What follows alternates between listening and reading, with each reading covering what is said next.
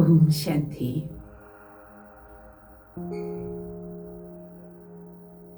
നന്ദികേട് കാണിക്കുന്നവരോട് എങ്ങനെ പെരുമാറും?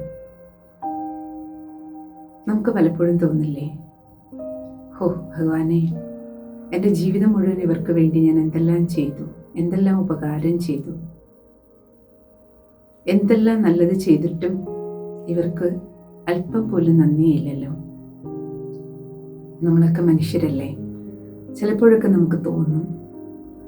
പക്ഷേ കഴിഞ്ഞ ദിവസം ഈശ്വരൻ്റെ മഹാവാക്യം കേട്ടപ്പോൾ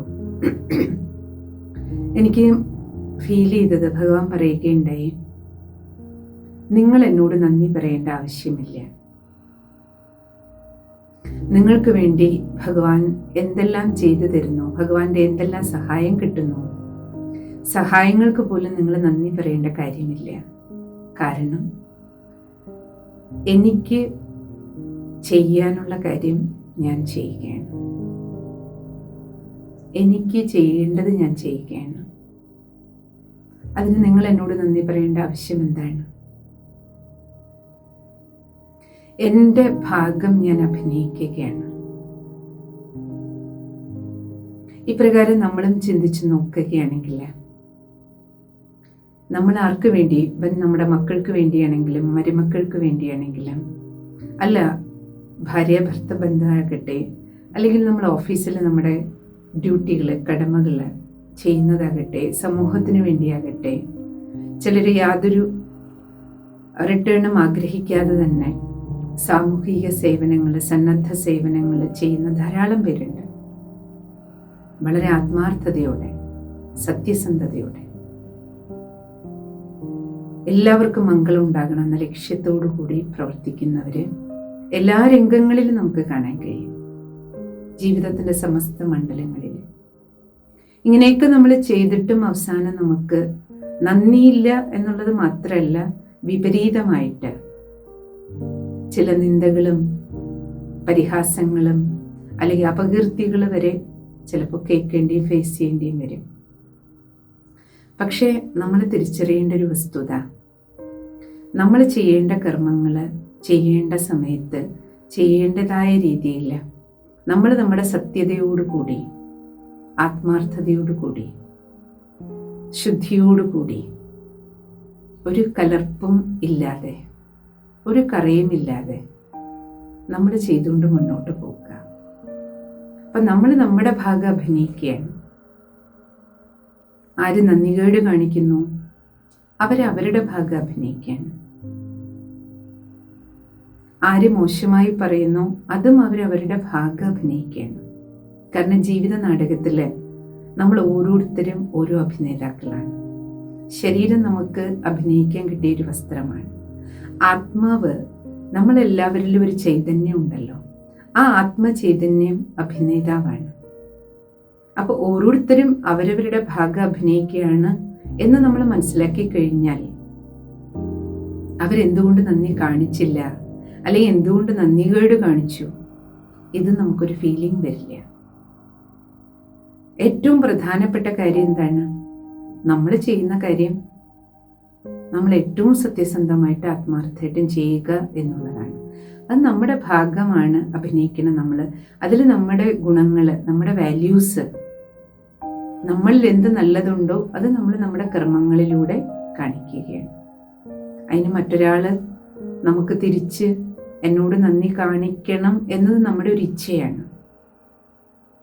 ആ ഇച്ഛയുടെ പൂർത്തീകരണം നടക്കാതെ വരുമ്പോഴാണ് നമുക്ക് വിഷമമോ ദേഷ്യമോ ഉണ്ടാകുന്നത്. അപ്പോൾ ആ ഇച്ഛയ്ക്കും ഉപരിയായിട്ട് നമ്മൾ കർമ്മം ചെയ്യുമ്പോൾ, അതുകൊണ്ടാണല്ലോ പറയുന്നത് നിഷ്കാമ കർമ്മം. കർമ്മം നമ്മളങ്ങ് ചെയ്താൽ മതി. കർമ്മം വിത്ത് പോലെയാണ്. നമ്മൾ വിളനിലത്തിലിട്ട വിത്താണ്. അത് ഇന്നല്ലെങ്കിൽ നാളെ അനുകൂല സാഹചര്യം വരുമ്പോൾ മുളയ്ക്കും. നമ്മൾ ചെയ്യുന്ന കർമ്മവും ആ കർമ്മത്തിനുള്ള റിട്ടേണും തീർച്ചയായും നമ്മുടെ അടുത്തേക്ക് തിരിച്ചു വരും. അതിന് ഇന്ന ആള് എന്നോട് നന്ദി കാണിക്കണം, അല്ലെങ്കിൽ ഞാൻ കൊടുത്ത ആള് എന്നോട് മര്യാദപൂർവ്വം പെരുമാറണം എന്ന് നമ്മൾ ആഗ്രഹിക്കുമ്പോൾ അത് കിട്ടാതെ വരുമ്പോഴാണ് നമുക്ക് വിഷമം ഉണ്ടാകുന്നത്. തിരിച്ചിന്ന് മുതൽ നമുക്ക് ഈ ഒരു സങ്കല്പം എടുക്കാം. രക്തബന്ധങ്ങൾക്കിടയിലാണെങ്കിലും മിത്രബന്ധങ്ങൾക്കിടയിലാണെങ്കിലും സമൂഹത്തിലാണെങ്കിലും ജോലി സ്ഥലത്താണെങ്കിലും ഞാൻ എൻ്റെ പാർട്ട് അഭിനയിക്കുകയാണ്. എനിക്ക് കിട്ടിയ പാർട്ട് ഏറ്റവും നന്നായി അഭിനയിച്ച്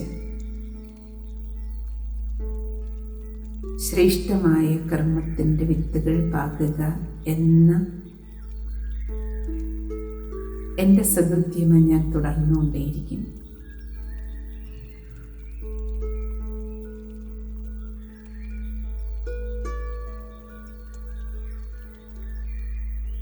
മറ്റുള്ളവർ എന്നോട് നന്ദി കാണിക്കണം എന്ന് പോലും ഞാൻ ഒരിച്ഛ വയ്ക്കില്ല.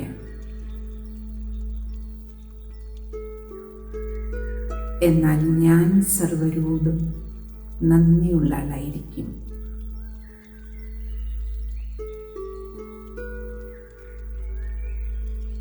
എന്തുകൊണ്ടെന്നാൽ എനിക്കെല്ലാവരോടും സ്നേഹമുണ്ട്, ബഹുമാനമുണ്ട്, വിനയവുമുണ്ട്. വിനയമുള്ളതുകൊണ്ട് എനിക്ക് നന്ദി കാണിക്കണം. നന്ദിയോടു കൂടിയുള്ള വാക്കുകളും പെരുമാറ്റവും തീർച്ചയായും സർവരെ പ്രതിയും എന്നിൽ നിന്നുണ്ടായിരിക്കും.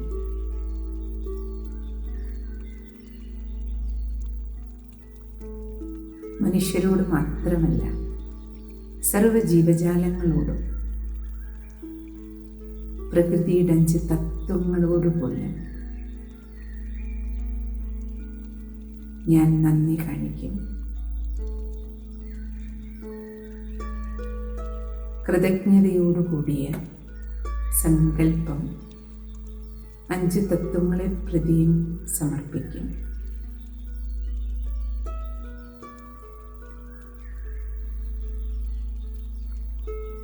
സർവശക്തിവാനായ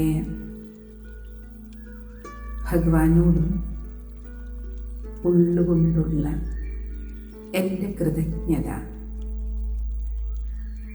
ഈശ്വരീയ സ്നേഹത്തിൻ്റെ രൂപത്തിൽ ഞാൻ സമർപ്പിക്കും.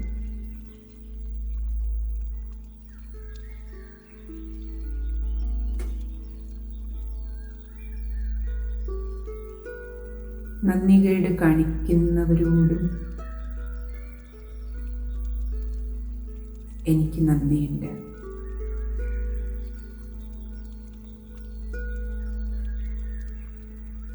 അവരെന്നെ ഈശ്വരനിലേക്ക് കൂടുതൽ അടുപ്പിക്കുകയാണ്.